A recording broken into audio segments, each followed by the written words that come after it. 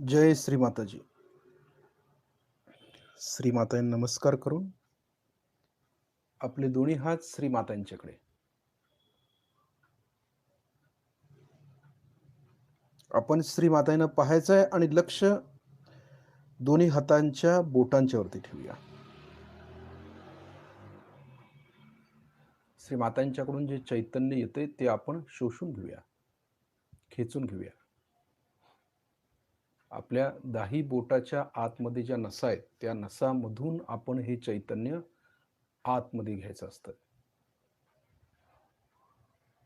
हे घेत असताना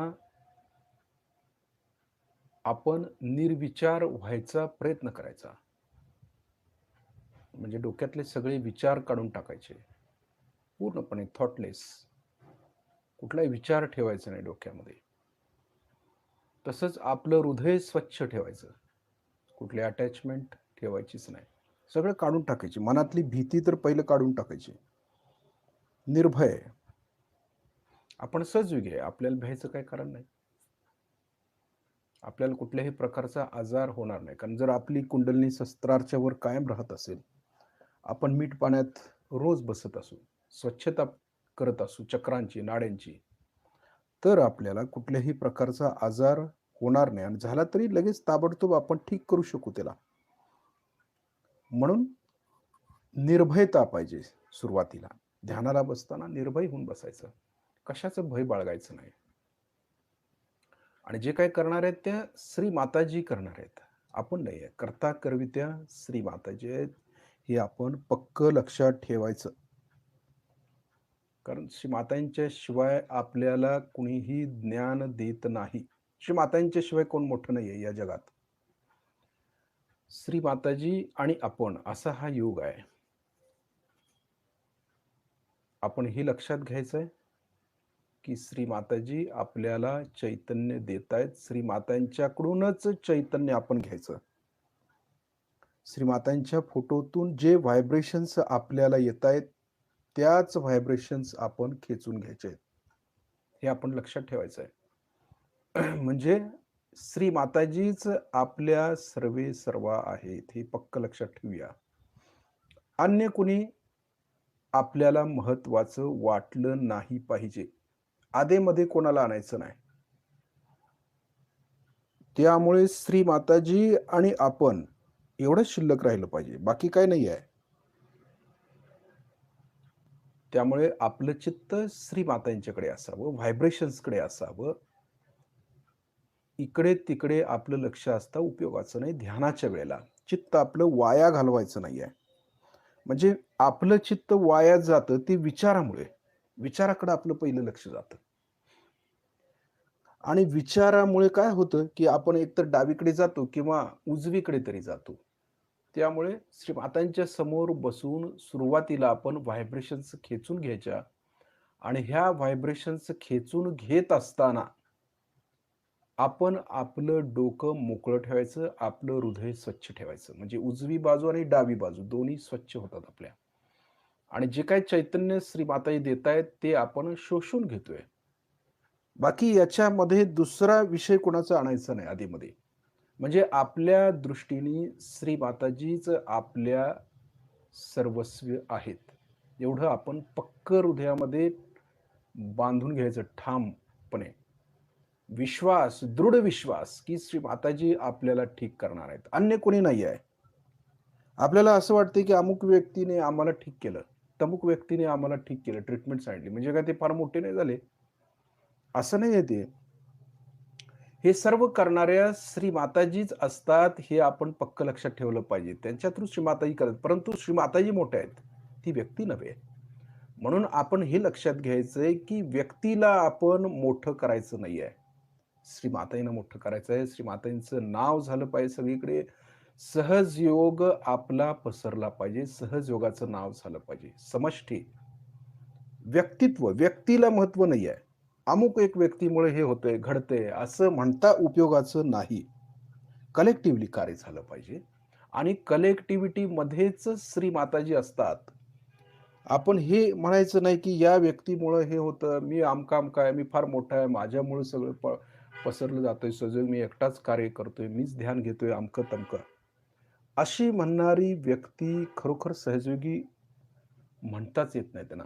कारण सहजयोगाचं हे लक्षण नाही आहे. सहजयोगाचं पहिलं लक्षण काय माहिती आहे? तो कलेक्टिव्ह असायला पाहिजे. कलेक्टिव्ह कॉन्शियसनेस म्हणजे काय? तर कलेक्टिव्हिटीचा आदर करणारी व्यक्तीच सहजयोगी असू शकते.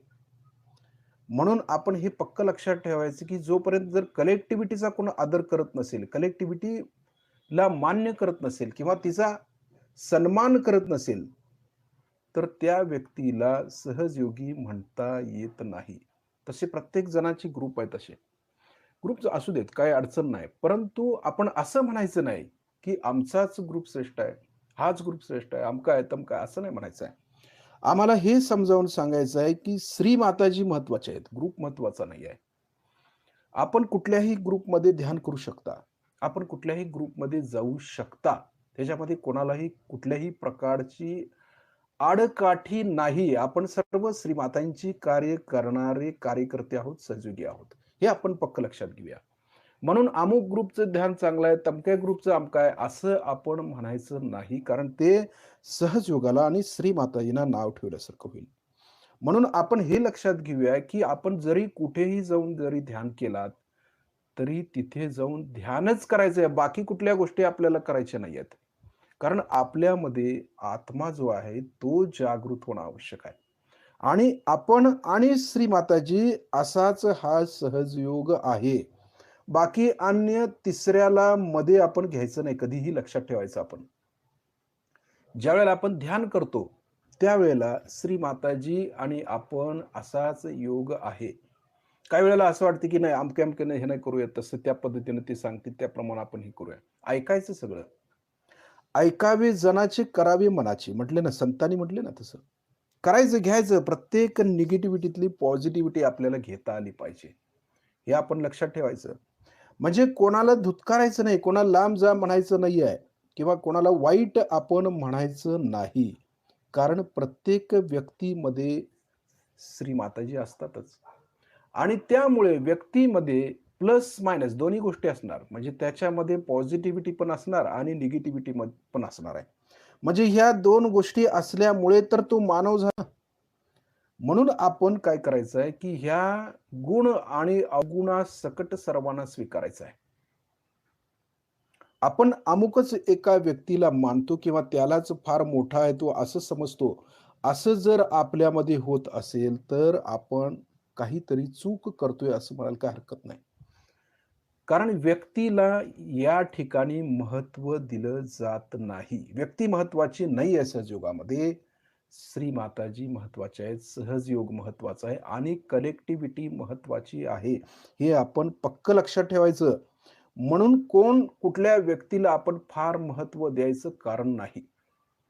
भले असतील मोठे, काही करणारे असतील, परंतु सहजयोग आणि श्री माताजींच्या शिवाय या जगामध्ये दुसरं कोण मोठं नाही आहे. म्हणून आपलं जे संधान आहे किंवा आपलं जे कनेक्शन आहे ते फक्त श्री मातांशीच असावं. म्हणून कुणाला आपण बाकीच्यांना आधीमध्ये कोणाला घ्यायचं नाही. हे आपण पक्क लक्षात ठेवायचं. प्रत्येक वेळेला लक्षात ठेवायचं, की श्री माताजी आणि आपण असाच हा सहजयोग आहे आणि आपल्याला जे ज्ञान देणार आहेत, त्या श्री माताजीच देणार आहेत. हे आपण लक्षात घेऊया. म्हणून श्री मातांच्या समोर बसूनच व्हायब्रेशन्स घ्यायचे आहेत आपल्याला.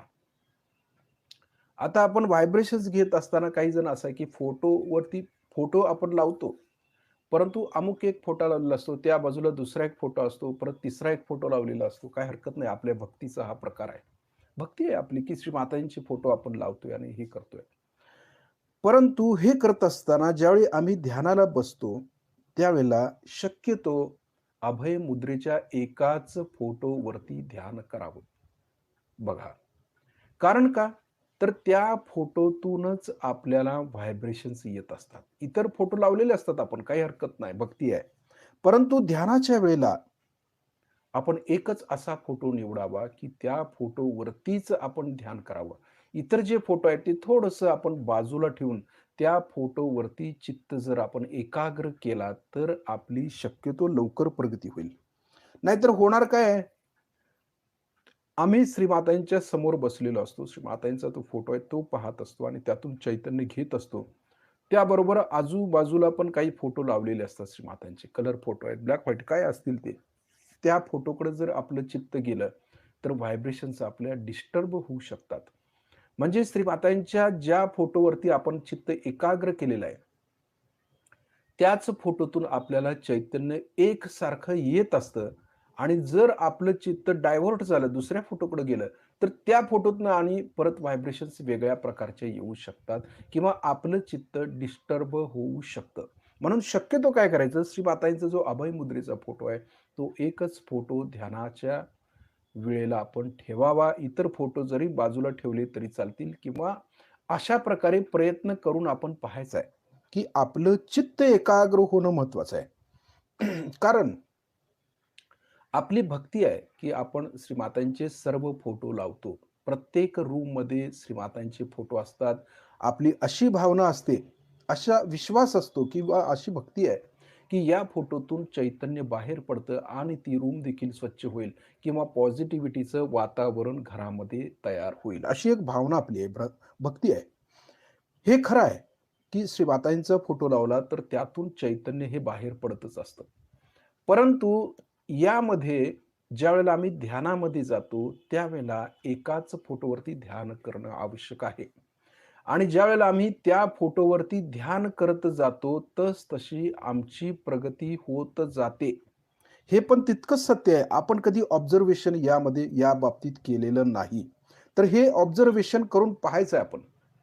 बघायचं आहे, की ज्या आता एखादा फोटो आपण मातांचा ठेवलेला आहे समजा, ब्लॅक व्हाईट फोटो अभय मुद्रेचा ठेवलेला आहे आणि त्या फोटोवरती आपण नियमित ध्यान धारणा करायची. म्हणजे काय करायचं?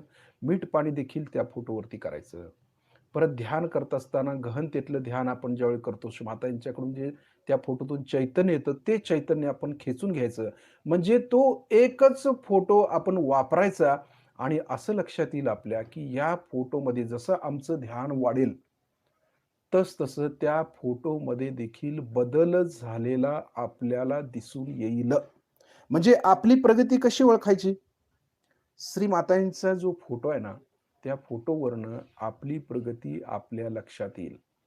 बरेच फोटो असतात, परंतु एकच अभय मुद्रेच्या फोटोवरती ध्यान करून आपण पाहायचं आहे आणि खरोखर जर आपली प्रगती होत असेल, तर त्या फोटोमध्ये देखील बदल झालेला दिसून येईल. वेगळा दिसणार फोटो तो. जसं आपण ध्यानाच्या शस्त्राच्या वरती जातो आणि त्या स्थितीमध्ये राहतो किंवा आपण थोडंसं तेजस्वी दिसतो, कारण आपण शस्त्राच्या वरचं ध्यान करतो किंवा ध्यानामध्ये आपल्यामध्ये बदल झाला जर असं दिसत असेल, तर ज्या फोटोवरती आपण ध्यान करतो, त्या फोटोमध्ये देखील बदल झालेला आपल्याला दिसून येईल.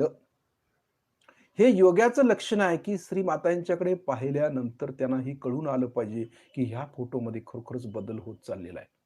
हे समजणं, ही सूक्ष्मातली गोष्ट समजणं, ही देखील योगाच्या दृष्टीनं फार महत्वाचं आहे.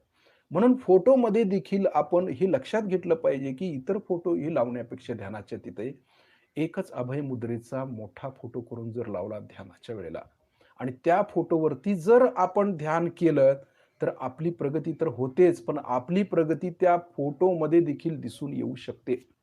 म्हणजे हा फरक आहे, की श्री माताजी दाखवून देतायत, की आपण कारण श्री माताजी म्हणतायत ना, की मी आरसा आहे. आदिशक्ती म्हणजे आरसा आहे.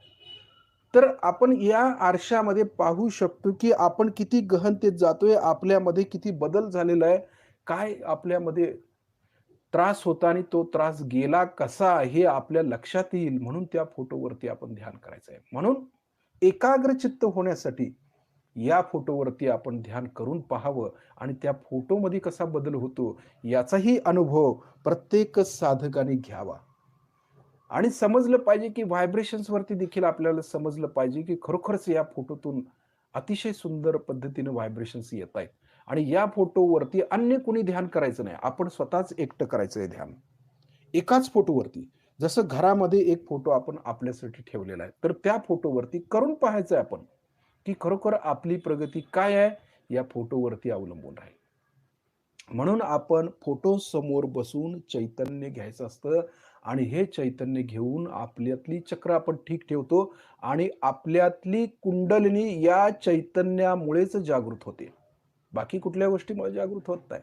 आपण ज्यावेळेस बसतो फोटो समोर काही वेळेला आणि लगेच डोळे बंद करतो, बंधन घेतो आणि ध्यानामध्ये जायचा प्रयत्न करतो. परंतु आपली कुंडलिनी सहस्त्रारच्या वर जाईलच असं काही सांगता येत नाही. म्हणजे आम्ही डीपमध्ये जाऊ असं काही सांगता येत नाही. कारण फोटोवरती सर्व अवलंबून आहे. कारण श्री माताजींचा जो फोटो आहे, तो अगदी आदिशक्तींचा फोटो आहे. हे आपण लक्षात घ्यावं, की भक्ती पाहिजे आपली आणि भक्तीनं जसं आपण त्या फोटोवरती, की साक्षात श्री माताजी फोटोमध्ये आहेत हो. हे आपल्या लक्षात येईल, की आपण भक्तीनं जसं करत जाऊ ना, तसं कळेल, की श्री माताजी खरोखर व्हायब्रेशनच्या रूपातून आपल्याला चैतन्य देतायत, ते अमृत पाजवतायत आणि हे अमृत आपण कायम रोज त्याच फोटोतून घेतोय, तर त्या फोटोमध्ये खरोखर साक्षात श्री माता येऊन बसलेले असतात. मग का फोटो आपण प्रत्येक वेळी बदलायचा?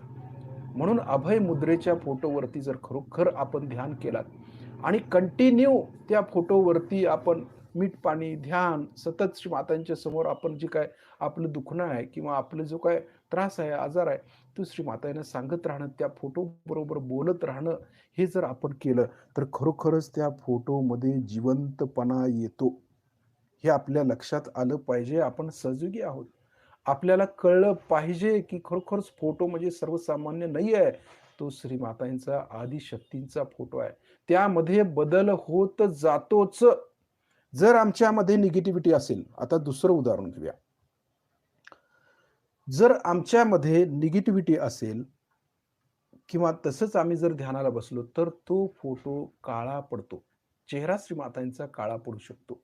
म्हणजे आमची प्रगती फोटोवरती फार अवलंबून असते.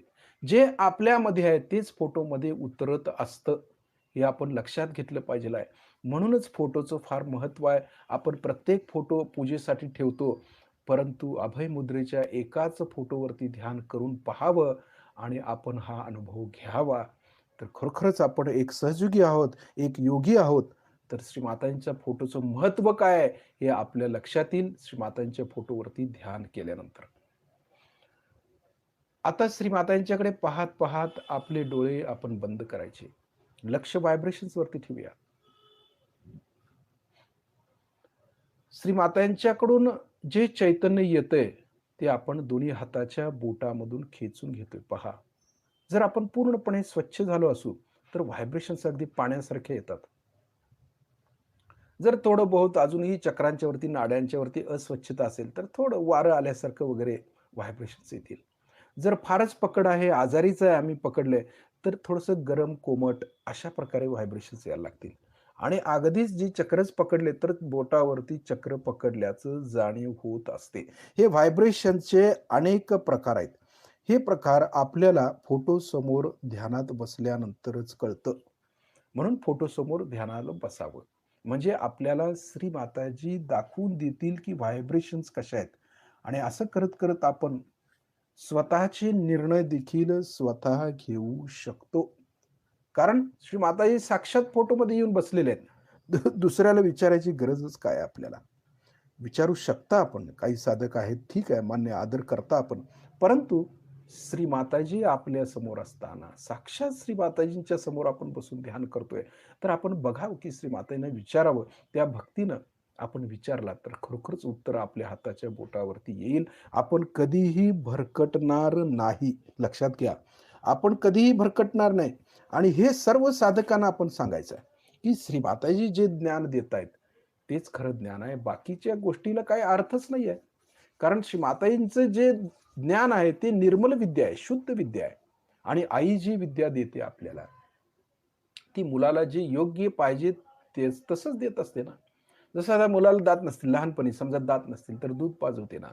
हळू समजा दात येत असतील, तर तिला थोडंसं चावण्यासाठी काहीतरी थोडंसं देते. मग हळू ती शिकवते तिला चावायचं कसं, कसं कसं करायचं. त्यानंतर हळू आपण पालथं होतो, उठून बसतो, रांगतो आणि त्यानंतर हळू चालायला शिकतो. त्यावेळेस माताजी म्हणजे आईच शिकवते ना सगळं आपल्याला, की कसं रांगायचं, कसं चालायचं, कसं आपली प्रगती करून घ्यायची. ही आई शिकवत असते, कारण आईचं बोट आपण धरलेलं असतो. सुरुवातीला ज्यावेळी लहान असतो, त्यावेळेला आई आपलं बोट धरून आपल्याला चालवते आणि ज्यावेळेला आपण मोठे होतो, त्यावेळेला आपण आईचं बोट धरायचं आहे. फरक लक्षात येतोय का पाहायचं. आणि असं ज्यावेळेला होईल, त्यावेळेला आपल्याला खरा सहजयोग समजणार आहे. हे नैसर्गिक गोष्टी आहेत. आई मुलाचं प्रेम हे नैसर्गिक आहे हो. यामध्ये करा म्हटलं तर होईल का ते? म्हणजेच आपण असं आहे, की श्री मातांच्याकडे आई स्वरूपात ज्यावेळी आम्ही पाहतो, त्यावेळेला श्री माताजी आपल्याला जे ज्ञान देणार आहेत ना, ते अतिउत्तम ज्ञान देणार आहे. आणि आईचे गुण आमच्यामध्ये उतरले पाहिजेत. बघा, आईची ममता, आईचं प्रेम, आईचं कारुण्य जर आमच्यामध्ये नसेल, तर आम्ही सहजयोग पसरवू शकत नाही. खरा सहजयोग खोटा पसरू आम्ही तोंडी. बौद्धिक काय असेल ते कुंडलिनी अशी आहे, तशी आहे. कुंडली परत 3 नाड्या, 7 चक्र, शक्ती केंद्र, कुंडलिनी उठते वगैरे, वगैरे थोडीफार जाणीव करून देऊ शकू. परंतु खरा सहजयोग जर पसरवायचा असेल, खरे साधकांच्या पर्यंत पोहोचवायचं असेल, तर त्याला आईचं प्रेम आपल्याकडे आलं पाहिजे. तिचं कारुण्य आमच्यामध्ये ठासून भरलं पाहिजे, वाटलं पाहिजे नाही, की आईचीच करुणा यांच्यामध्ये उतरलेली आहे. आईचंच प्रेम यांच्यामध्ये उतरलेलं आहे. असे साधक आमच्यामध्ये झाले पाहिजेत. नाहीतर आपण जर दुसऱ्याला झिडकारलं, दुसऱ्याचा राग-राग केला इतर साधकांचा, तर त्याला सहजयोगी म्हणता येत नाही. तो कोणीतरी वेगळा राक्षस असायला पाहिजे. राक्षसच म्हणायला पाहिजेत ना. आईचं काम आहे का ते? आईचं कार्य काय आहे, की प्रेमानं सर्वांना समजावून सांगायचंय, करुणेनं समजायचंय, दयेनं समजावून सांगायचंय. आणि हे गुण जर आमच्यात यायचं असेल, तर आम्ही श्री मातांच्या फोटोसमोर बसून चैतन्य घेणं आवश्यक आहे. हे पक्का आपण लक्षात घ्यावं आणि त्याप्रमाणे आपण खरोखरच श्री मातांच्याकडून व्हायब्रेशन्स खेचून घ्यावं, त्यांची करुणा घ्यावी, त्यांचं प्रेम घ्यावं, त्यांची क्षमाशीलता घ्यावी. हे महत्वाचं. आपला डावा हात बरोबर कुंडलिनीच्या पुढे घ्यायचा आहे. उजव्या हातानं कुंडलिनी वरती चढवायची. शिस्तीत, शिस्तीत. जसा आपला डावा हात वर-वर येईल, तशी कुंडलिनी वरती-वरती आल्याचं जाणवलं पाहिजे. लक्ष कुंडलिनीकडं. बघा, वरती आणून एक गाठ मारतोय आपण. दुसऱ्या वेळेला लगेच हळू चढवायची. लक्ष कुंडलिनीवरती पाहिजे. आपल्या आईकडे पाहिजे ना लक्ष. बघा, अगदी भक्तीनं केलं ना, सगळं होतं. कुठलं चक्र साफ करायला लागत नाही. हृदय स्वच्छ झाले, की सगळं स्वच्छ. 2 गाठी मारतोय. तिसऱ्या वेळेला हळू वर चढवतोय कुंडलिनी. येते ती वर. विशेष म्हणजे काय, या चैतन्यानं कुंडलिनी वर आलेलं जाणवतं. हे महत्वाचं आहे. 3 गाठी मारतोय. वर आली. त्यानंतर कवच घ्यायचं. डावीकडून डोक्यावरून उजवीकडे हात. बघा, उजवीकडून डोक्यावरून डावीकडे हात. हे कवच तयार झालं. लक्ष कवचाकडे ठेवायचं. हे कवच घेणं हे फार महत्वाचं आहे. हे देवी कवच आहे. हे शिवकवच आहे. आणि हे घेणं इथून पुढच्या काळात फार महत्वाचं आहे. कुठल्याही प्रकारची हयगय करायची नाही बंधन घ्यायला. बाहेर पडताना बंधन अशा प्रकारे घ्यायचं, की खरोखर कवच आपल्या भोवतानी आहे आणि दिवसभरामध्ये देखील या कवचाकडे लक्ष केंद्रित करायचं आहे आपल्याला. लक्ष शस्त्राच्या वरतीच ठेवायचं आणि या कवचावरती लक्ष द्यायचं हे फार गरजेचं आहे इथून पुढे. म्हणून आपण त्यात हयगय करायची नाही कुठल्याही परिस्थितीमध्ये. कॅज्युअली काही घ्यायचं नाहीये. अगदी गांभीर्यानं खरोखर सहयोग केला पाहिजे. त्याची आता गरज आहे. स्वतःही शिकायचं आणि दुसऱ्यालाही शिकवणं गरजेचं आहे. हे महत्वाचं आहे. आता दोन्ही हात श्रीमातांच्याकडे करूया. श्रीमातांच्याकडून जे चैतन्य येते ते आम्ही व्हायब्रेशन्स खेचून घेतोय आणि लक्ष कवचावरती पण ठेवतोय. जे बंधन आपण घेतलं, ते बंधन आपल्याला बसलंय की नाही ते आपण पाहायचं. बघा,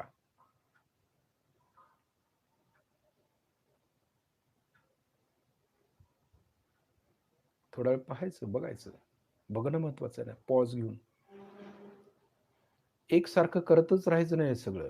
थोडंसं पाहायचं देखील आम्हाला ह्या गोष्टीचा फायदा झाला की नाही? खरोखर मला यातून आनंद मिळतो का? समाधान मिळतं का?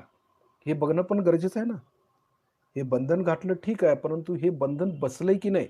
हे पण पाहायला पाहिजे. हे बघितलं गरजेचं असतं. हां. आता आपला उजवा हात डाव्या बाजूला नाभी चक्रावर ठेवायचा आहे.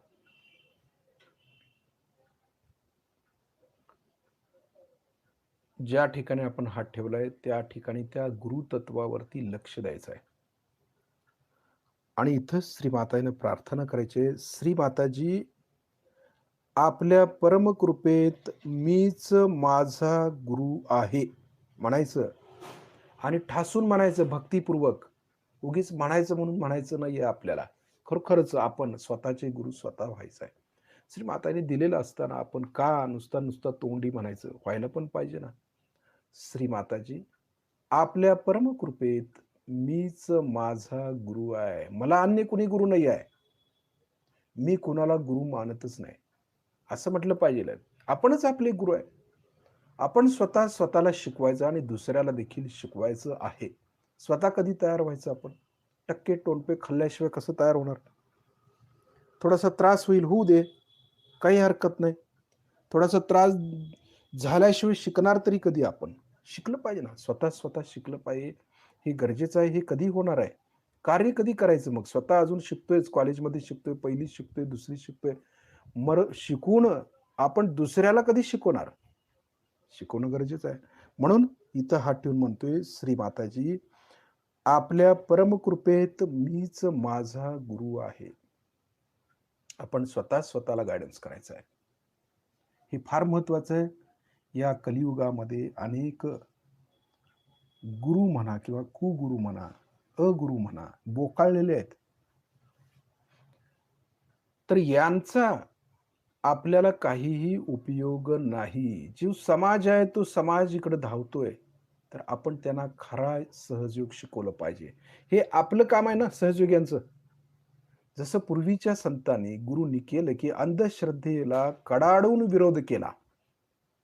आम्ही का नाही करत? केला पाहिजे ना विरोध. सहजयोगात येऊन देखील काही जण स्वतःला फार मोठे गुरु जर समजत असतील, फार मोठा मी आहे, माझ्याशिवाय कोण आहे, मीच अवतार आहे, अमका आहे, तमका आहे. तर कुठेतरी पाणी मुरतंय असं म्हणायला काही हरकत नाही. कारण सहजयोगामध्ये श्रीमातांच्या शिवाय कुणीही मोठं नाही. हे पक्क लक्षात घ्यायचं आपल्याला. आपल्या लीडर श्री माताजीच आहेत. अन्य कोणी आम्हाला लीडर नाहीत. आम्हाला फक्त श्री माताजीच लीडर आहेत. आम्ही श्री मातांचंच ऐकू. श्री माताजींनाच मानू. जसं श्री माताजी सांगतील त्याप्रमाणेच आम्ही कार्य करणार आहोत. जर अशी कोण म्हणत असतील तर आपण त्यांना ठणकावून सांगितलं पाहिजे की सहयोगामध्ये असं काही सांगितलेलं नाही आहे. श्री माताजी सर्वस्व आहेत आमच्या. जर स्वतः कोणी मोठं समजत असेल स्वतःला, तर तो कोणी सहयोगी नाहीच आहे. कलेक्टिव्हिटीमध्ये श्री माताजी आहेत. जो कलेक्टिव्हिटीला मान्य करत नाही किंवा कलेक्टिव्हिटी तोडू पाहतो, तर त्याला सहजयोगी म्हणता येत नाही. कारण कलेक्टिव्हिटीमध्ये श्री माताजी असतात. आपण सगळे एकाच आईची मुलं आहोत. त्यामुळे श्रीमातांनी एकाला दिले, दुसऱ्याला दिलं नाही असं कधीही केलेलं नाही. आईला सगळी लेकरं सारखी आहेत. हे आपण पक्का लक्षात ठेवायचं. म्हणून कुणी मोठा आहे, कुणी आम्ही छोटा आहे, मला काही समजत नाही, त्यांना खूप समजतं वगैरे गोष्टी जे आपल्यामध्ये जे डोक्यामध्ये बसलेलं ते सगळं काढून टाकायचं. आपण सगळे एकच आहोत. आम्ही तुम्हाला हक्कानं सांगतोय. तुम्ही चुकला तर आम्ही हक्कानं सांगतोय. तसं आम्ही चुकल्यानंतर कलेक्टिव्हिटीनं देखील आम्हाला सांगितलं पाहिजे, की तुम्ही असं करता उपयोगाचं नाही. तुम्ही असं केलं पाहिजे. आपण असं करूया. ही कलेक्टिव्हिटीनं सांगितलं पाहिजेल आहे. म्हणून कुणी मोठं नाही, कुणी छोटं नाही. श्री मातांच्या लेखी सर्व सारखंच आहे. म्हणून श्री माताजी आपली आई आहेत. आपण सगळे पेशंट आहोत. डॉक्टर एकच आहेत. म्हणून इथं आठवून म्हणतोय, श्री माताजी आपल्या परमकृपेत मीच माझा गुरु आहे. श्री मातांनी हे गुरुतत्व सर्वांना दिलेलं आहे. आणि हे गुरुतत्व आपल्यामध्ये जागृत होणं आवश्यक आहे. आणि आपण दुसऱ्यातली गुरुतत्व जागृत करता आलं पाहिजे.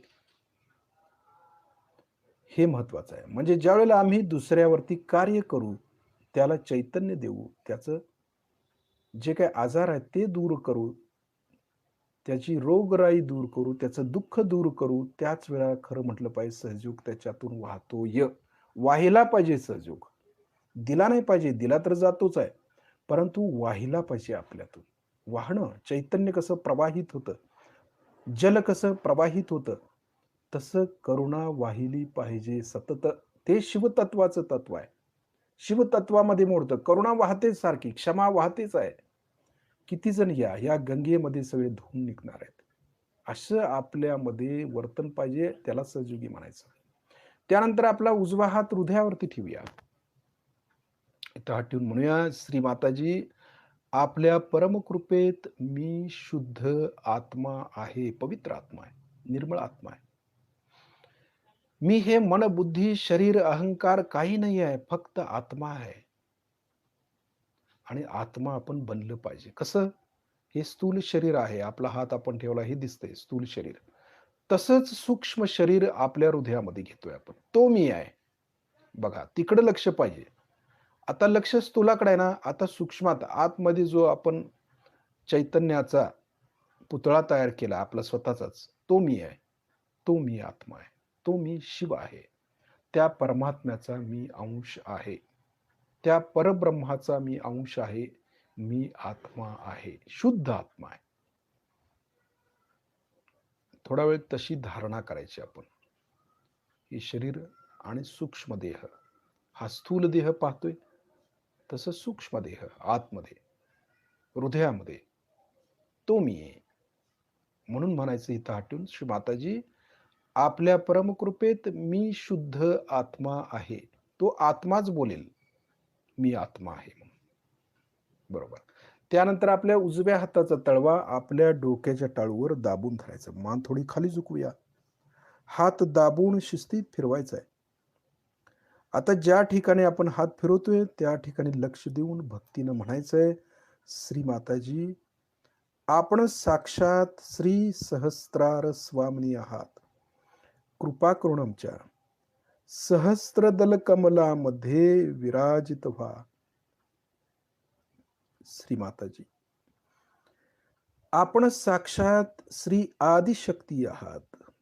कृपा करून आमच्या सहस्त्रार चक्रामध्ये विराजमान व्हा. देवीला आवाहन करते, साक्षात आदिशक्ती आहे. जसं श्री माताजी फोटोमध्ये पण आहेत चैतन्याच्या रूपात, तसं कुंडलिनीच्या रूपात श्री माताजी आपल्यामध्ये आहेत, हे विसरायचं नाही. हात वरती उचलायचा आहे 7-8 इंच वर, थोडासा वर खाली मागे पुढे गोल फिरवून बघायचं आहे. टाळूतून आपल्याला चैतन्य उजव्या हातावरती जाणवतं का? तळव्यावरती ही जाणीव होणं हे महत्वाचं आहे. म्हणजे आपली कुंडलिनी शस्त्रार्चं भेदन करून वर आली का, हे बघितलं पाहिजे. हात खाली घेऊया. बघायचं आता वरती आली का, सहजमध्ये शस्त्रार्चं भेदन करून वर येणं हे महत्वाचं आहे. पार होणं म्हणतात त्याला. म्हणजे कुंडलिनीनं शस्त्रार्चा छेद घेतला पाहिजे. म्हणजे सदाशिव, सदाशिवांच्यात रूपांतर होतं. शिव आणि शक्ती एकरूप होतात. भेदन झालं म्हणजे काय झालं? शिवशक्ती एक झाले. शिवपिंड माहिती आहे ना? शिवपिंड, पिंड आणि लिंग. हे काय सदाशिवांचं प्रतिकात्मक आहे ते. आणि ती स्थिती आपल्या शस्त्रार्च्या वर होते ना. ज्यावेळेला कुंडलिनी शस्त्रार्चं भेदन करते त्यावेळेला सदाशिवाची स्थिती प्राप्त होते. बघा किती महत्वाचं आहे. मग ही स्थिती आपण टिकवून ठेवणं आपल्या हातामध्ये आहे. नुसतं भेदन झालं म्हणजे कार्य झालं नव्हे. तर ही जी अवस्था आहे ना, श्री माताजी देत आहेत की कुंडलिनी सतत वरती ठेवणं हे आपल्या हातात आहे. हे आपण करू शकतो. ही तपश्चर्या आपण केली पाहिजे. आता श्री मातांनी सगळं अन्न तयार करून दिलेलं आहे आपल्याला. चावायचं तर काम केलं पाहिजे. अगदी घास भरवतायत श्री माताजी खावा म्हणून, आणि आपण चावायचं पण काम नाही केलं, तर मग केलं तरी काय, मग कशासाठी करतोय आम्ही सहजयोग? जर आम्ही सहजयोगी म्हणून मिरवतो, तर आमची कुंडलिनी सतत शस्त्रार्च्या वर पाहिजे. असे किती साधक आहेत की सहजयोगी म्हणून मिरवतात आणि त्यांची कुंडलिनी शस्त्रार्च्या वर आहे. हे बघणं आवश्यक आहे. त्याला सहजयोगी म्हणायचं, नाहीतर काय सहजयोगी कामाचे आहेत ते? काही कामाचे नाही, नुसता सहजयोगी सहजयोगी. मग काय झालं तर मग हे करायचं नाही. मी सहयोग करतो, एवढं करतो, मग मला त्रास का? असा प्रश्न आहे. म्हणून आपण कायम शस्त्रार्च्या वर राहायचं असे साधक तयार झाले पाहिजेत की बस, श्री मातांची इच्छा आहे तशी. की कायम शस्त्राच्या वर राहणारे साधक, आनंदामध्ये, निरानंदामध्ये राहणारे, कायम त्यांना बघितले की समाधान वाटलं पाहिजे इतर लोकांना. असे साधक घडले पाहिजेत ना. मग तशी कृती आम्ही करायला नको का? आमची कुंडलिनी अगदी लालायित आहे वर येण्यासाठी आणि आम्ही मात्र आमच्याच प्रपंचामध्ये अडकतो, आमच्याच समस्येमध्ये अडकतो आणि कुंडलिनीला वावच देत नाही वर यायला. तो वाव दिला पाहिजे. 24 तास आपण किती वेळ वर राहतो, सतत पाहिलं पाहिजे ना. हे गरजेचं आहे आता. इथून पुढच्या काळामध्ये हे फार गरजेचं आहे, आवश्यक आहे, की आमची कुंडलिनी शस्त्राच्या वर कशी राहील, हे पाहिलं पाहिजे प्रत्येकाने. येत नसेल काही हरकत नाही. का आली नाही बघितलं पाहिजे. कुठलं चक्र खराब आहे पाहिलं पाहिजे. आणि ते चक्र आम्ही ठीक ठेवलं पाहिजे आणि कुंडलिनी शस्त्राच्या वर आणलीच पाहिजे. याची आवश्यकता आहे आणि असे साधक तयार झाले पाहिजेत. इथून पुढच्या काळामध्ये हे फार महत्त्वाचं आहे. त्यांना सहयोगी म्हणून मान्यता मिळेल, जे शस्त्राच्या वर आहेत, कायम राहतात ते. बाकीच्यांना काय होईल काय सांगता येत नाही. म्हणून आपण तयारी पाहिजे. आमची कुंडलिनी शस्त्रावर ठेवलं पाहिजे. काय अवघड आहे? श्रीमातांनी सर्व दिलेलं आहे सगळं. कशी वर ठेवायची हे सांगितलेलं आहे.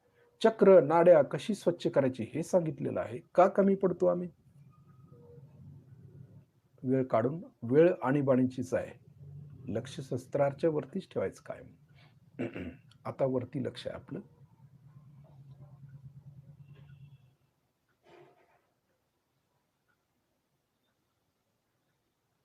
आता वरून थोडं खाली यायचं, ब्रह्मरंध्रामध्ये यायचं. शिस्तीत यायचं. ब्रह्मरंध्र. ब्रह्मरंध्र म्हणजे माहिती आहे आपल्याला, छोटंसं होल आहे ते टाळूमध्ये. आणि त्याला ब्रह्मरंध्र, रंध्र म्हणजे होल आणि ब्रह्मरंध्र म्हणजे याला काहीतरी विशेष महत्व आहे ना. या ब्रह्मरंध्रातून ज्यावेळेला माणसाचा जीव जातो, त्यावेळी तो मुक्त झाला म्हणतो. परंतु उगीचच कोणाचा जीव तिथून कसा जाईल? तिथून जातो तो फक्त योगी लोकांचाच, आत्मसाक्षात्कारी लोकांचा आणि तो देखील त्यांनी आयुष्यभर प्रयत्न केला पाहिजे योग करण्याचा, कायम शस्त्राच्या वर राहण्याचा. मगच आपलं चित्त वर जाईल ना सतत. आमचं चित्त कुठे आहे त्याच्यावरती सगळा सहयोग अवलंबून आहे. लक्ष शस्त्राच्या वर असेल, चित्त तिकडं असेल, तर आम्ही कायम वरती राहणार, तिथूनच जाणार. ही निश्चित, पक्कं. तसं आपलं चित्त कायम वर पाहिजे. लक्ष ब्रह्मरंध्रात आहे. ब्रह्मरंध्र आणि त्याच्या भोवताली थोडंसं लक्ष देऊया.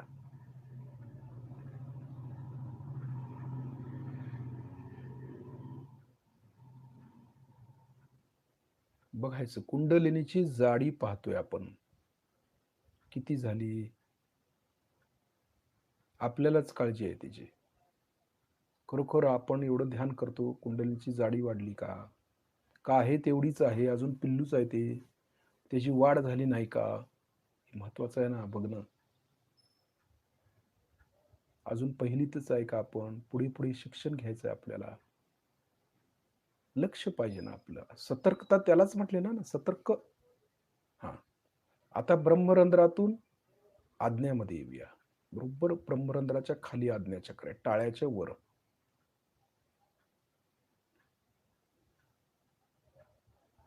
जाणवतं ते.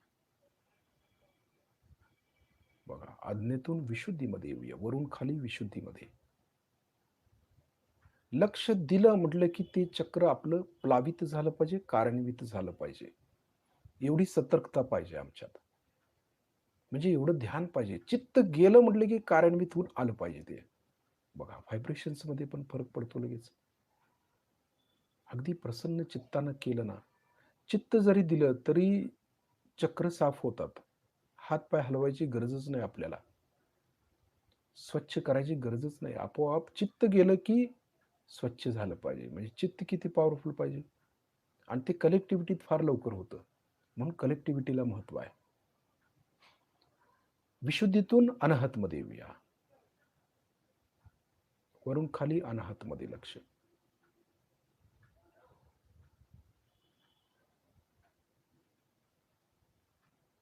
अनाहतमधून नाभी, वरून खाली नाभीमध्ये,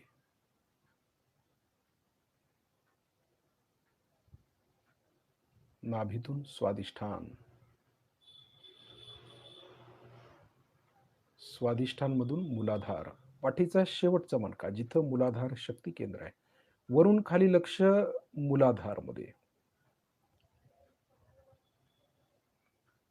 ही सर्व चक्र आपली स्ट्रॉंग होण्यासाठी आपण लक्ष देतोय, की जेणेकरून ही चक्र आपली पकडली जाऊ नयेत आणि आपली कुंडलिनी कायम शस्त्राच्या वर राहावी यासाठी आहे हे सर्व. म्हणजे कलेक्टिव्हिटी जी स्वच्छता होते ना, श्री माताही म्हणतायत ते बरोबर आहे. कलेक्टिव्हिटीमध्येच खरी स्वच्छता होते.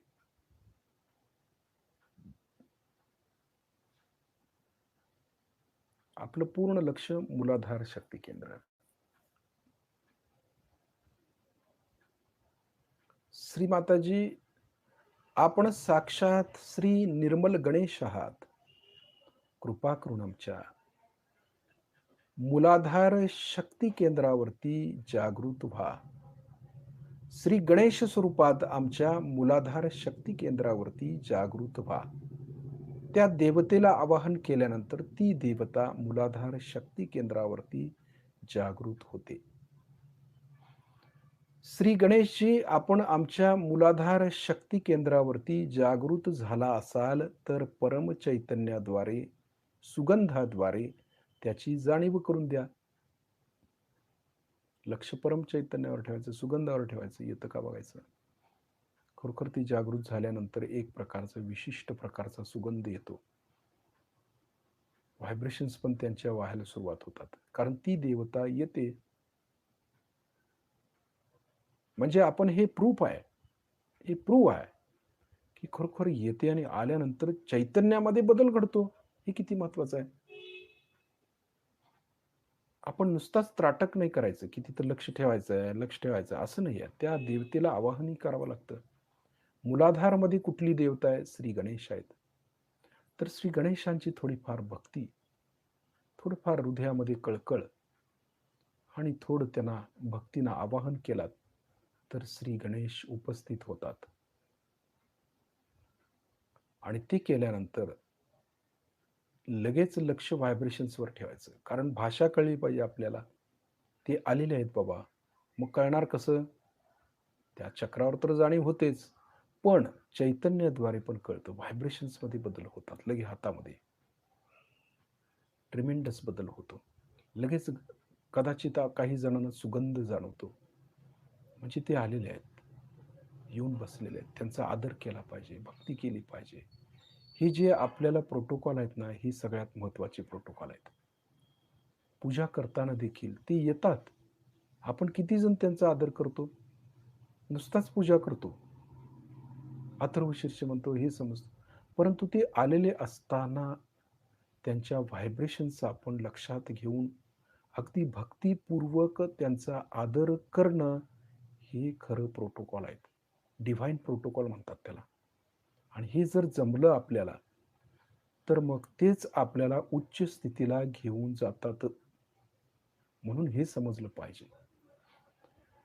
श्री माताजी आता निराकारमध्ये जरी असल्या, तरी आपण त्यांना आवाहन करून साकारमध्ये, म्हणजे त्या फोटोमध्ये ते उपस्थित राहतात, चैतन्याच्या रूपात उपस्थित राहतात. परंतु ते आलेले आम्हाला चैतन्याद्वारे समजणं आवश्यक आहे. आम्ही ज्या क्षणाला त्यांना बोलवू, त्या क्षणाला ते येतील. श्री मातांचं वचन आहे. म्हणून आपण चैतन्याकडे लक्ष दिलं पाहिजे. देवी देवतांना आपण आवाहन करतो आणि आपलं लक्ष भलतीकडेच ठेवतो, चैतन्याकडे ठेवत नाही, तर त्या देवता नाराज होतात आणि गणांचा मग आपल्याला फटका बसायला सुरुवात होते. म्हणून आपण काळजीपूर्वक चैतन्याकडे लक्ष देणं गरजेचं आहे. सहज योग साधा सुधा नाही, डिव्हाइन वर्क आहे ते. म्हणून व्हायब्रेशन्सकडे लक्ष असणं आवश्यक आहे. सूक्ष्मातली गोष्ट आहे ती. शरीरानं एकत्र येण्यापेक्षा आत्म्यानं, चैतन्यानं एकत्र आलेलं कधीही चांगलं. ही खरी कनेक्टिव्हिटी आहे. आणि देवी देवता देखील चैतन्याच्या रूपात आहेत. ते समजलं पाहिजे. किती देवता आलेले आहेत. गणेश आलेले आहेत का? आणखी कुठल्या देवतेचं आवाहन केल्यानंतर ती आलेली आहे की नाही? हे व्हायब्रेशन्सवरती समजणार ना. आणि लक्ष व्हायब्रेशन्सवर नसेल, तर आपण आपल्या पूजेला काहीही अर्थ नाही आहे. म्हणून हे शिकणं फार महत्त्वाचं आहे, की व्हायब्रेशन्सवरती लक्ष देऊन त्यांचा आपण आदर करणं गरजेचं आहे. श्री गणेशजी कृपा करून आम्हाला सुबुद्धी द्या. म्हणजे हे समजून घ्यायला बुद्धी पाहिजेच की सुबुद्धी नको का? श्री गणेशजी कृपा करून आम्हाला संतुलन द्या, समाधान द्या, आनंद द्या. कारण हे दैवी कार्य आहे. आपल्या घरातलं कार्य नाही आहे. दैवी आहे, डिव्हाइन आहे. तर त्याच्याशी सतत संपर्कात पाहिजे की नाही आपण? आपलं लक्ष बाह्यात असेल आणि आम्ही स्वतःला सजोगी समजून घेतो, तर कुठेतरी चुकतंय बाबा आपलं, असं म्हणायला काही हरकत नाही.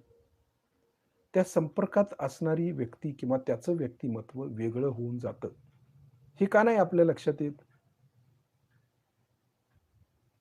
हे सांगायचा उद्देश असा आहे, की सहजयोगामध्ये अनेक लोक आहेत.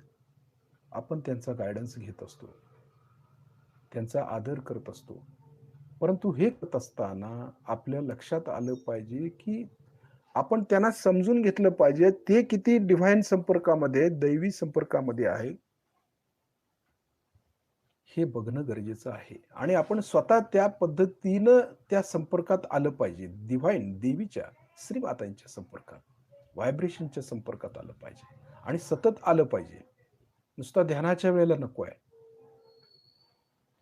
लक्ष गणेश तत्वावरती आहे आपलं.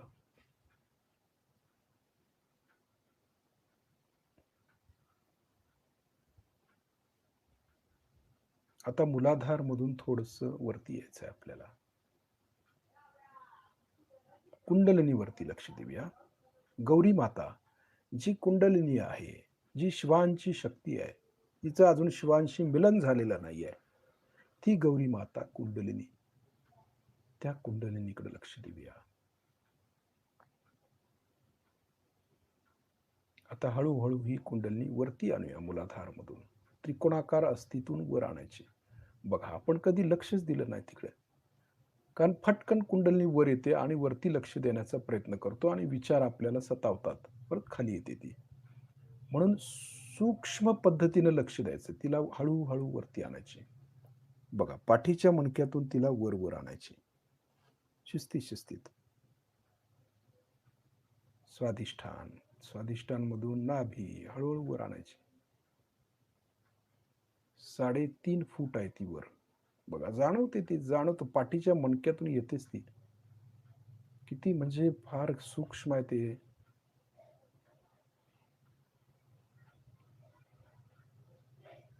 हा, नाभीतून अनाहत मध्ये यायचं.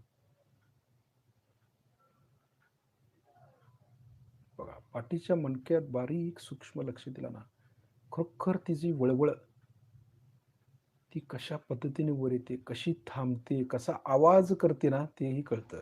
पण तेवढी सूक्ष्मता पाहिजे ना, तेवढं आतमध्ये उतरायला पाहिजे. मग कळतं. बघा, तिची हालचाल समजणं म्हणजे देखील किती पुण्याई आहे आपली. पुण्यच पाहिजे हो तिला.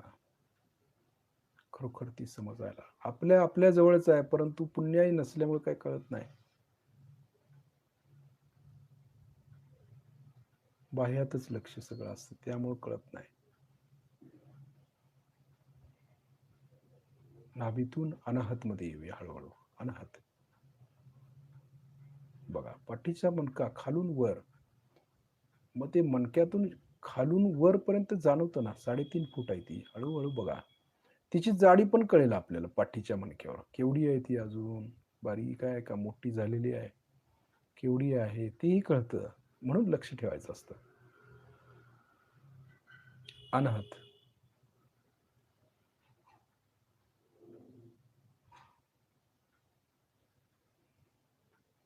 अनाहत मधून विशुद्धीपर्यंत येऊया. बघा, पूर्ण पाठीचा मणका विशुद्धीपर्यंत सळसळ आवाज करत वर येते.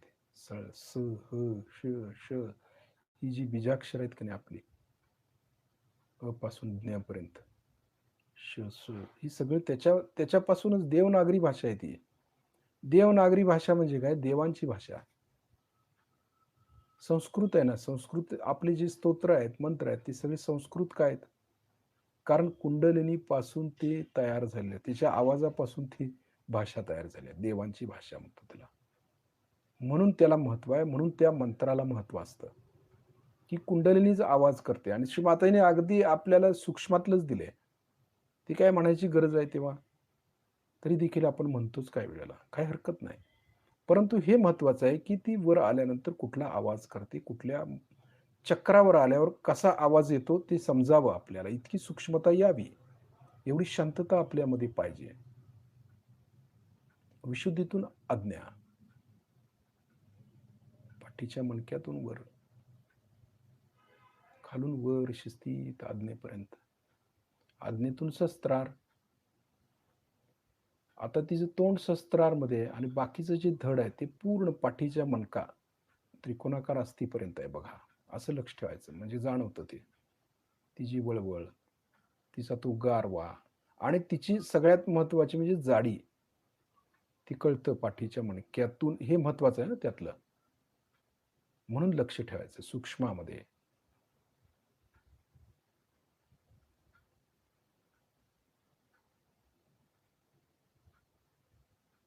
आता काय करायचं?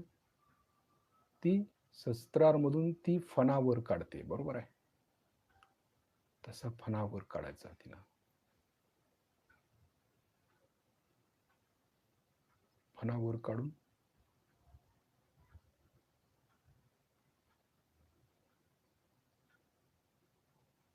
सात फडे. सात फडे काढली ना तिनं वर बघा. आणि आपल्या टाळूवरती धरली तिनं ती फळे. फणे फणे बघा. आणि खाली जे धड आहे ते मूलाधारपर्यंत आहे. ही स्थिती आहे कुंडलिनीची. सात का फडा? सात चक्राचे सात फडे. कुंडलिनी आहे ती. तिच्यात सर्व देवी देवता आहेत. आधी कुंडलिनी आहे ती. बघा तशी वर काढायची तिला. ती जाणीव घ्यायची आपल्याला.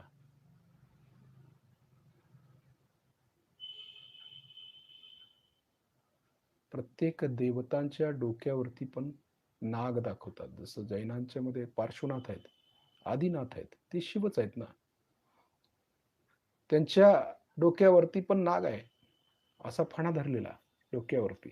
फणा काढून असं. याचं कारण काय? कारण त्यांची कुंडलिनी आत्मस्थितीला आहेत ते. आपण देखील अशा स्थितीत बसलोय म्हणजे आत्मसाक्षात्कार आहे आम्हाला. आत्मजागृत झाला आमचा. ती अवस्था, ती महावीरांची अवस्था, ती बुद्धांची अवस्था, ती येशू ख्रिस्तांची अवस्था आपल्याला प्राप्त होते. हे केवळ कुंडलिनीच्या कृपेनं शक्य आहे. बाकी कोणी हे करू शकतं का? श्री माताजीने दिलेला आहे. किती उपकार. म्हणून श्री माताजी महत्वाचे आहेत आपल्याला. बाकी कोण नाहीये. बाकी अन्य कोणी नाही. अनन्य भक्ती.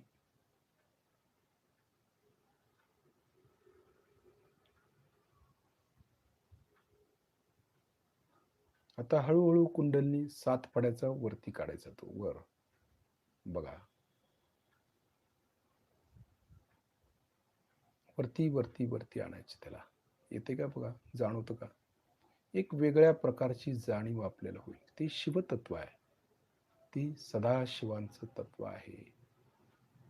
हळूहळू हळू वर काढायची. अगदी त्याच्या आनंदामध्ये आनंद विभोर म्हणतात की नाही, तशी अवस्था प्राप्त होते. आनंद विभोर होतो आम्ही त्या स्थितीला. सदाशिवांच्या चरणाशी राहायचं. कायम वरती थंड, शांत, बरं वाटतं, समाधान, आनंद, तृप्ती हे सगळं मिळून जातं. योगी लोक ध्यान करायला बसतात ती काय खुळे आहेत का? वेडे आहेत का? त्यांना काहीतरी यातनं मिळालं असेल ना. काहीतरी मिळत असणार म्हणून बसलेत. हा प्रपंच तर खोटाच आहे. सगळं नष्ट होणार आहे. आपणही नष्ट होणार आहे. शरीर नष्ट होणार आहे. राहणार आहे काय? आत्माच आहे ना. मग त्याला का प्राप्त नाही करायचं आहे? केलं पाहिजे. एका मागोमाग एक जाणारच आहेत की सगळे. कोण राहायला आले इथे? परंतु जाण्या अगोदर जे श्रीमाताईने आम्हाला दिलेलं आहे, ते का करू नये आपण भक्तीनं? का मिळवू नये? हीच वेळ आहे ना, परत काय येणार आहे वेळ?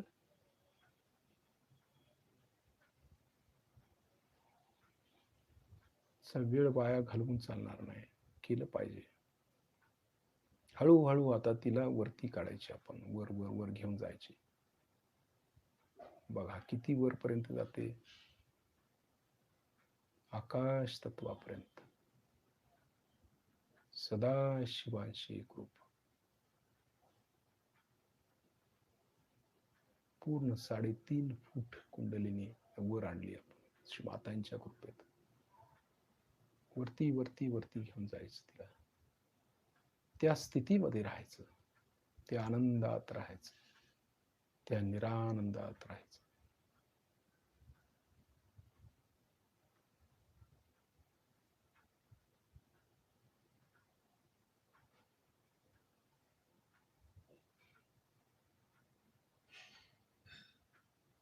यात वैशिष्ट्य हे आहे की कुंडलिनीची जाडी आपल्याला जास्त झालेली समजले. हे फार महत्वाचं आहे त्यातलं. कुंडलिनी वर येते, परंतु हळूहळू आपल्या हे लक्षात येईल की त्या कुंडलिनीची जाडी वाढत आहे, वाढलेली आहे, हे कळतं. त्यामुळे आपलं ब्रह्मरंध्र हळूहळू मोठं होत जातं, व्यास त्याचा वाढत जातो. हे ज्ञान, हे ब्रह्मज्ञान आपल्याला जेवढं मिळेल तेवढं थोडंच आहे. वरती लक्ष आहे पूर्णपणे. गहनात जायचं म्हणजे काय? त्याच्याशी एकरूप व्हायचं आहे. एक जीव, एकटा जीव सदाशिव, सदाशिवांच्या चरणाशी.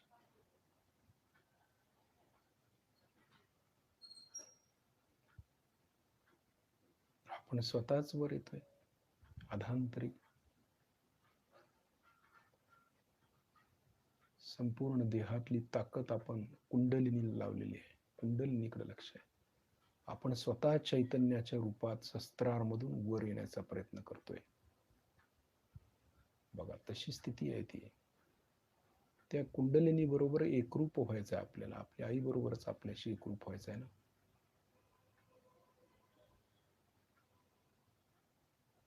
ध्यानाला बसताना आपण कसं बसतो? मातांशी पहिला एकरूप होतो चैतन्यानं.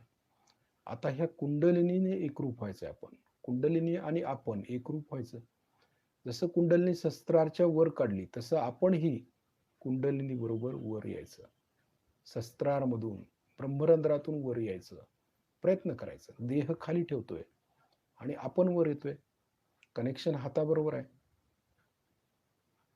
तसा प्रयास आपण करतोय. देहातीत अवस्था म्हणतात त्याला. म्हणजे शरीर स्थिर आहे आपलं आणि या शरीरामध्ये चलायमान असणारी जी चेतना आहे ती आम्ही वरती शस्त्रारमधून वर काढून कुंडलिनी बरोबर वरती ठेवतोय. एकसारखी अवस्था. 5 मिनिटं त्या अवस्थेत बसायचं. स्थिर. लक्ष कुंडलिनीकडे. त्याच्याबरोबर आपण पण आहे कुंडलिनी बरोबर. शिव आणि शक्ती, जीव आणि शिव, जीवा शिवाची गाठ.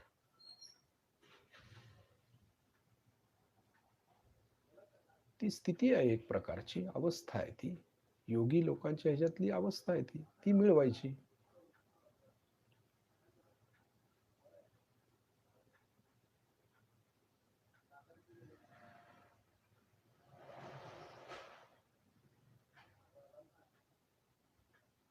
काही विचार नाहीत, फक्त त्या जाणीवेमध्ये आपण, फक्त ती जाणीव, कुठलाही विचार नाही.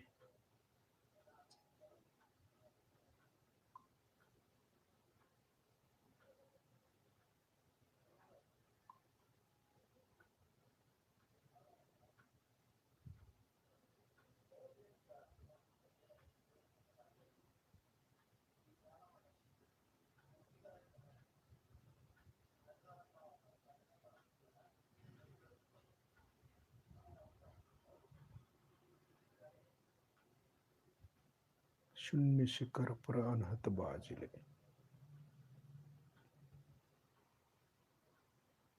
लक्ष कुंडलिनीवर काय नाही, हा देह देखील आपण सोडतोय शेवटी.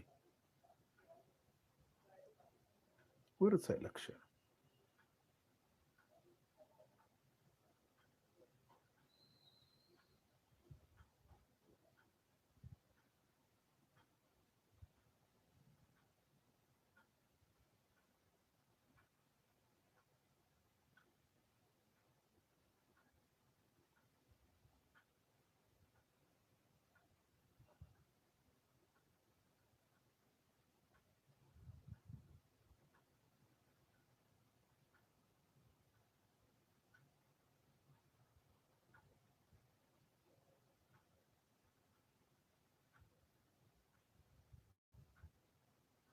0 अवस्था म्हणतात त्याला. काही नाही वर. फक्त एकरूप झालोय, त्याचा आनंद घेतोय. तृप्ती मिळते ना त्यात, आनंद मिळतो ना. एक वेगळ्या प्रकारची जाणीव होते. महत्वाचं आहे ना.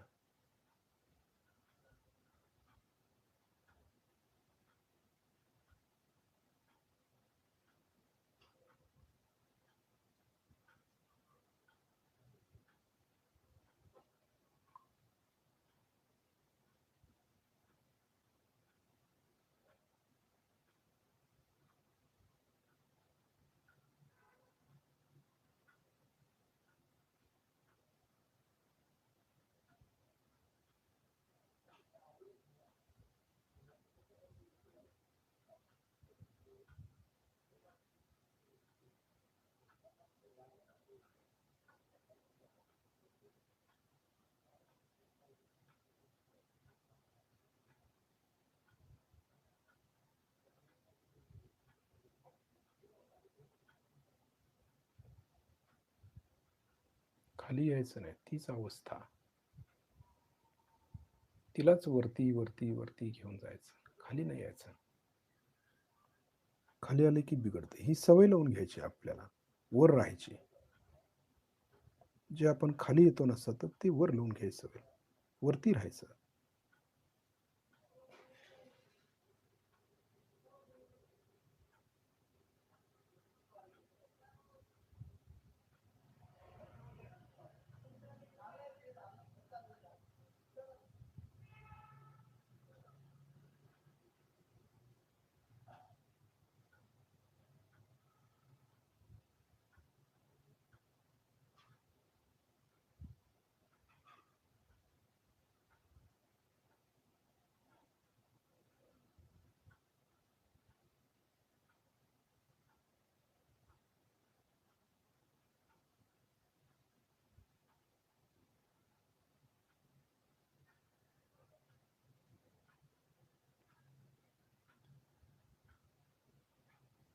पूर्ण ताकद आपण लावून वर आलेलो आहे. पूर्ण ताकद देहातली. Will power. आपण म्हणतो ना शुद्ध इच्छा. पूर्ण ताकद लावून आपण वर आलोय. तर ते कळतं. परिपूर्ण क्षमता येते आपल्यात. आत्मबल पूर्ण लावलंय आपण आणि वर आलोय. बघा, संपूर्ण ताकद. जसं गाडी ढकलताना ताकद लावतो ना, हातात ताकद लावतो मग गाडी ढकलली जाते, तसं ती कुंडलीने पूर्ण ताकद, ताकदीनिशी वर आलोय आपण. ही येणं महत्वाचं आहे. नुसता येणं आणि ताकदीनिशी येणं यात फरक आहे ना. काही समस्या आली, आत्मबलानं त्याला रोखणं. अहो नाही, हे रोखायचं आहे. आता एखादी गाडी भरधाव वेगाने येते, आपण रोखतोय, नाहीतर खाली पडेल ती. ती रोखणं जे आहे, ती जी ताकद लागते रोखायला, शरीर त्याबरोबर मन आणि बल हे जे लागतं ना, तसं आपण त्या कुंडलिनीकडे लावलेलं आहे. ते बल लावलेलं आहे, आत्मबल.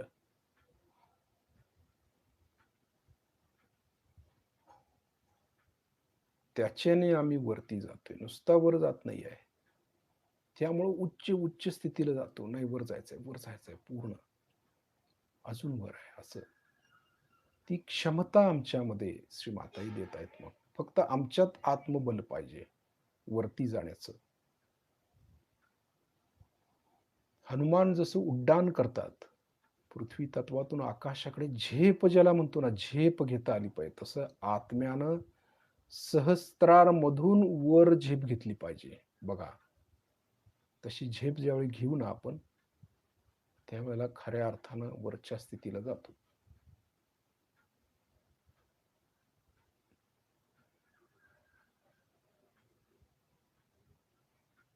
ते हनुमानचं बल पाहिजे.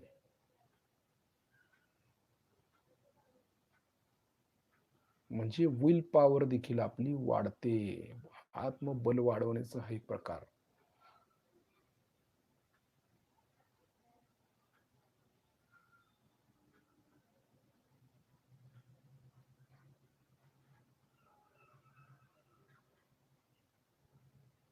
हं. आता हळूहळू आपले डोळे उघडायचे. श्री मातांच्याकडे बघायचं. शिस्तीत उघडायचे. लक्ष वरतीच असू दे. फक्त बघायचं आहे श्री मातांच्याकडे, लक्ष तिथेच.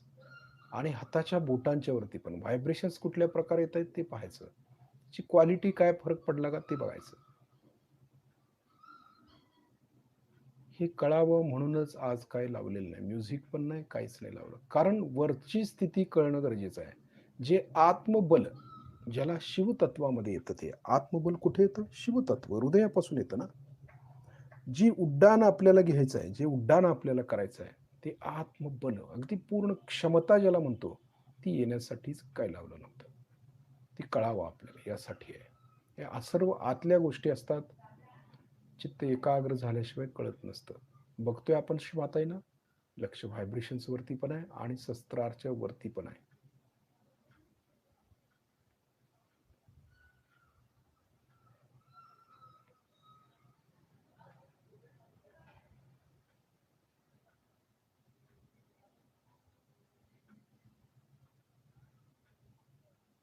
माते नमस्कार करूया, त्यांचे आभार मानूया.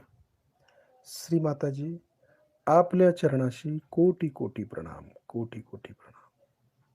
तर शिस्तीत शिस्तीत पुन्हा एकदा आपण बंधन घेऊया. डावा हात कुंडलनी पुढे, उजव्या हातानं शिस्तीत शिस्तीत कुंडलनी वर चढवायची. लक्ष कुंडलिनीवरती. इथून पुढे कायम लक्षात ठेवायचं, कुंडलिनीवरतीच लक्ष ठेवायचं. वर काढून एक गाठ मारतोय. दुसऱ्या वेळेला परत शिस्तीत शिस्तीत पाठीच्या मणक्यातून ती जाणवावी. हे फार महत्वाचं आहे. 2 गाठी मारतोय. तिसऱ्या वेळेला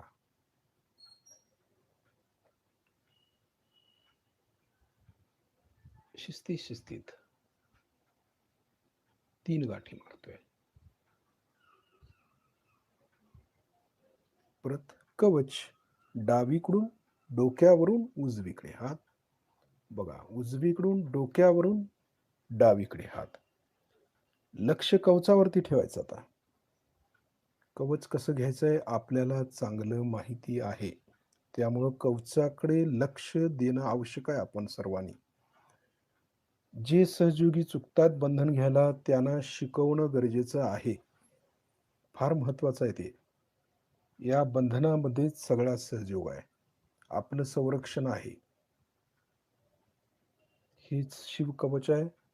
हेच देवी कवच आहे. ते घेता आलं पाहिजे. मात्र केवढी भक्ती आहे आपली त्याच्यावर अवलंबून आहे.